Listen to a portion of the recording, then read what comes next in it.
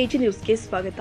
ಸಾರಿಗೆ ಘಟಕ ಲಿಂಗಸಗೂರು ಮಾನ್ಯ ವ್ಯವಸ್ಥಾಪಕರು ವಿದ್ಯಾರ್ಥಿಗಳ ಶಾಲಾ ಅವಧಿಗೆ ಬಸ್ ವ್ಯವಸ್ಥೆ ಕಲ್ಪಿಸುವ ಕುರಿತು ರೈತ ಸಂಘದಿಂದ ಮನವಿ ಸಲ್ಲಿಸಲಾಗಿದೆ.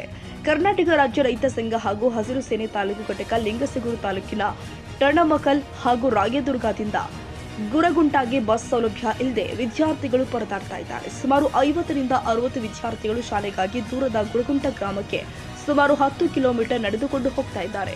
ಇದರಿಂದಾಗಿ ಮಕ್ಕಳ ವಿದ್ಯಾಭ್ಯಾಸಕ್ಕೆ ತುಂಬಾ ತೊಂದರೆ ಉಂಟಾಗಿದೆ.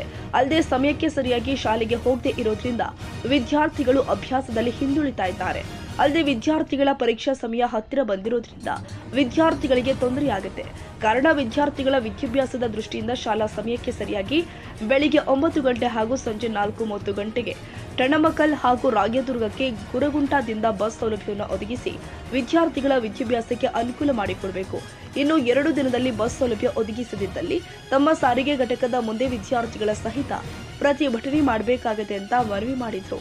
ಈ ಸಂದರ್ಭದಲ್ಲಿ ಶ್ರೀ ದುರ್ಗಾ ಪ್ರಸಾದ್ ತಾಲೂಕು ಅಧ್ಯಕ್ಷರು ಹನುಮಗೌಡ, ಮುದಿಯಪ್ಪ, ಬಸವರಾಜ್, ರಾಮಣ್ಣ, ಸೋಮರೆಡ್ಡಿ, ನಾಗಪ್ಪ, ಹುಲಗಪ್ಪ, ಹನುಮಂತ, ಮಹಮ್ಮದ್ ಸಾಬ್, ದುರ್ಗಪ್ಪ, ವಿದ್ಯಾರ್ಥಿಗಳು ಸೋಮಮ್ಮ, ಚಿನ್ನಮ್ಮ, ಅಮ್ಮಮ್ಮ, ಚಿನ್ನಮ್ಮ, ದುಗಮ್ಮ ಮತ್ತಿತರರು ಹಾಜರಿದ್ದರು. ಮಲ್ಲರೆಡ್ಡಪ್ಪ, ಹೆಚ್ಚು ದೊಡ್ಡಮನಿ, ಎಜಿ ನ್ಯೂಸ್.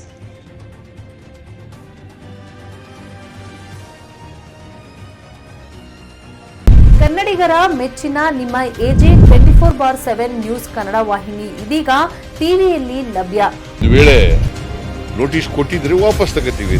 ಇವತ್ತು ವಕ್ಫ್ ಪ್ರಾಪರ್ಟಿ ಅಂತೇಳಿ ಬರ್ತದೆ ಅಂತ ಹೇಳಿದ್ರೆ ರೈತರು ಬೀದಿಗೆ ಬದಲು ಏನ್ ಮಾಡ್ಬೇಕಾಗತ್ತೆ?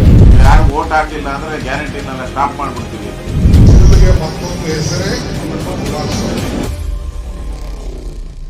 ಕರ್ನಾಟಕ ಮತ್ತು ದೇಶ ವಿದೇಶ 360 ಡಿಗ್ರಿ ಸುದ್ದಿ ಹಾಗೂ ಉತ್ತರ ಕರ್ನಾಟಕ, ಬೆಳಗಾವಿ, ಬಾಗಲಕೋಟೆ, ಧಾರವಾಡ, ಹಾವೇರಿ, ಗದಗ, ಬಿಜಾಪುರ ಜಿಲ್ಲೆಯ ಕ್ಷಣ ಕ್ಷಣದ ವಿವರವನ್ನ ಪಡೆಯುವುದಕ್ಕೆ ಎಜೆ 24/7 ನ್ಯೂಸ್ ಕನ್ನಡ ವಾಹಿನಿಯನ್ನ ಲೈಕ್ ಮಾಡಿ, ವಿಡಿಯೋಗಳನ್ನ ಶೇರ್ ಮಾಡಿ, ಕಮೆಂಟ್ ಮಾಡುವ ಮೂಲಕ ನಮ್ಮ ವಾಹಿನಿಗೆ ಸಹಕಾರ ನೀಡಿ ಮತ್ತು ಚಾನೆಲ್ ಅನ್ನ ಸಬ್ಸ್ಕ್ರೈಬ್ ಮಾಡಿ.